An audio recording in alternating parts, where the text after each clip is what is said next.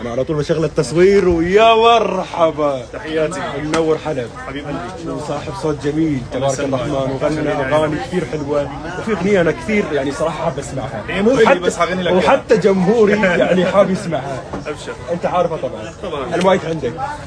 الأغنية بتقول قال الأرنب لأمه تسمحي لي روح ألعب ماما، وقالت له لا يا ماما ويمكن يجيك الثعلب ويمكن يجيك الثعلب. وهز الأرنب بكتافه ما سمع كلمة أمه، وراح يتمشى بالبستان يقطف ورد ويشمه، وشافوا الثعلب هجم عليه وراح يركض وهو خوفان، وتمشى في جحر صغير وضع الأرنب في البستان.